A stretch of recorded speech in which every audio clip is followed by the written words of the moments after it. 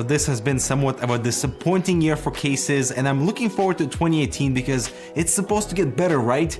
So welcome to our worst case trends of 2017. There's been plenty. Let's discuss right after this. The new Master Liquid all-in-one coolers are available in 120 and 240mm stylish radiator sizes, with air balance fans included for best airflow and RGB sync on the pump and the fans that are controlled via this hub or through your motherboard. Check out the ML120L and 240L down below. So I'm making this video to be like a reference point to which we can look back and see if anything that we discuss here today with you and also in the comments gets addressed within the case industry. So let's go. Now these are not in particular order. So the first case sin would be the lack of Type-C integration on the front I/O of cases. Type-C on motherboards has been sort of the mainstream for like a whole year. So not only is it much easier to route because the cable is smaller, but of course USB 3.1 Gen 2 speeds are awesome and the case I/O should accommodate for it. Next, I really dislike included fans on like 90% of the cases because they're these cheap generic black fans. Cooler Master, for example, on their most premium enclosure has the same fans as on their budget stuff. We see fans with Molex connections or single color LED fans that ruin the whole color coordination. And also, where's my no fan option upon checkout? I really would love to see that become the standard across all price points in 2018. And speaking of price, why does it feel like cases are getting more and more expensive without the budget introductions to compensate for the rises in prices for the premium stuff? And the only exception I can think of this entire year is the Phanteks P300, which is a fantastic $59 enclosure that has pretty much all the same features that you'd normally find on cases twice the price. The next big trend is lack of interior variety. It seems like there's this one formula for a case interior and everyone is following it without risking to deviate from the pack to create something actually unique. For example, vertical PCI brackets for GPU installation, it's present on majority of cases now, but aside from Cooler Master and now EVGA, no one is offering the mounting accessories to be included with the case to actually utilize that slot for your graphics card. It's a slow catching trend that is not evolving with the frame, so the GPU is way too close to the side panel, so temperatures are actually worse, and you can check out our investigation with that right over here. Every case now has a power supply shroud, which is awesome. I love them, but everyone is doing the same thing, so the 30% of your enclosure is basically identical on majority of cases. So we have cutouts on the shroud for the front radiator,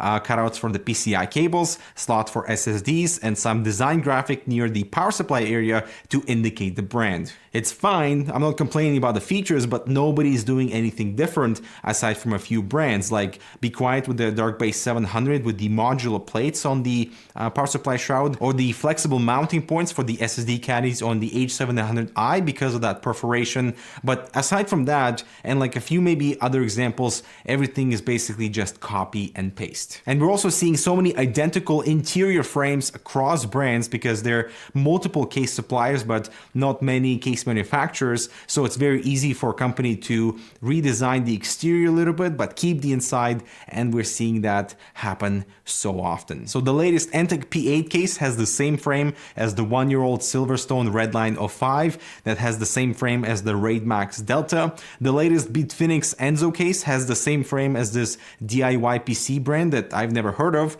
that resembles this Z9 Neo by Zalman that looks similar to the Cougar MX330 that is the same frame as the Enermax Grace Mesh. And it looks like only a handful of companies are trying to do something unique and different for the interior to keep the excitement going, but it seems like the interiors are getting bigger for the mainstream, which is wrong. Now, I understand the logic behind wanting to check off as many of the boxes and compatibility things as you want for the consumer, but cases today are just way too big for the average build of maybe 240mm all-in-one cooler, one single graphics card, or a nice beefy CPU tower. And so what happens most of the time is all this wasted space around the hardware, and not everyone's doing a custom water loop with dual GPU graphics cards, so why are cases getting bigger? bigger. I think we need to remove the perception that bigger cases have better airflow or that they're somehow more premium, because that's just not true. Everything in 2017 in terms of color coordination has been a black frame, potentially with certain color coordinated accented pieces, but only for a few brands.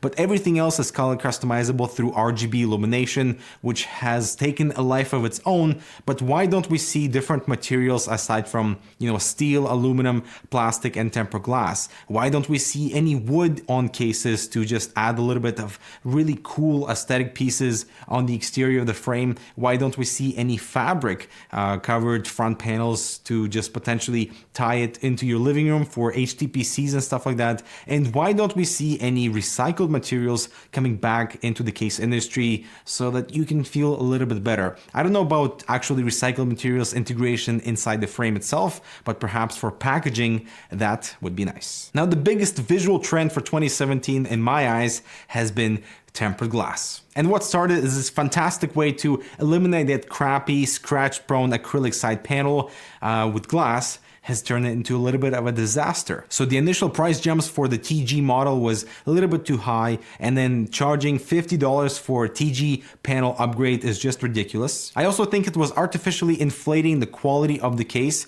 Just because it's shiny, it doesn't mean that the frame itself is good. We saw this with Anidis, who were one of the first to actually release a case with 3 tempered glass side panels, but with a terrible metal frame and really poor quality. It was actually one of the reasons why we didn't accept the review sample, because the frame itself I could see was poor and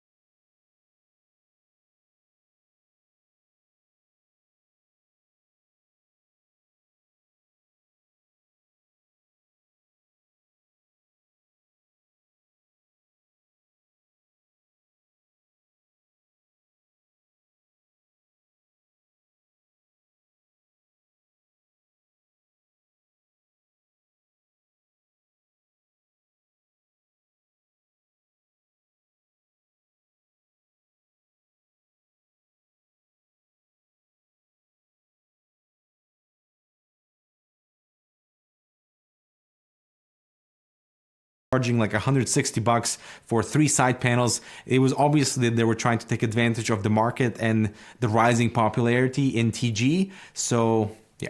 And now tempered glass has spread all over the case, and because you're limited on glass shape, and everyone ends up basically with the same design. Although I have to give EVGA some credit for trying something new, but having a solid white glass panel kind of defeats the whole purpose of the see-through and the reflective properties of glass. You know what I haven't seen yet though is tempered glass on the power supply shroud. That would be cool in certain segments to potentially reveal what's inside, but mirrors on the interior to potentially highlight certain things with lighting, that would be cool. However, the biggest fail of this year has to be the huge oversight in front airflow and how choking the fans has become this running phrase among case reviews. That's just sad. So this actually comes back to tempered glass, because either due to design decisions so users can see their RGB fans or whatever interior is, or due to silent properties where the fans have just no air to breathe because the paneling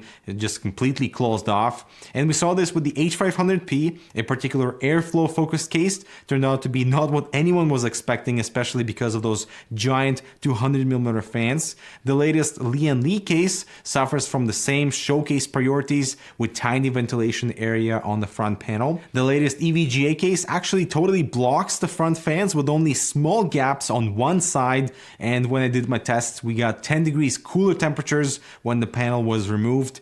The latest Be Quiet Dark-Base 700 has incredibly restrictive airflow entrance as well, because, for silence, I guess. And companies should not be afraid to open up that front panel, and, with a nice balance of fan RPM and unrestricted airflow, you can still have nice silent and quiet system with good cooling temperatures and nice front airflow. Also, can we please have a standard configuration for the top radiator mount? Something with guidelines so the case manufacturers know what to do, because majority of them are still centered, which kind of sucks. If you don't have enough height for the motherboard, the radiator simply will not fit or interfere with your motherboard. So anything that will be offset closer to the side panel would be appreciated. And many cases don't have sufficient room above the motherboard tray to accommodate a standard set of fans and radiator, and you don't need a super tall case for that. Potentially reduce the height of the power supply shroud and move the motherboard tray down a little bit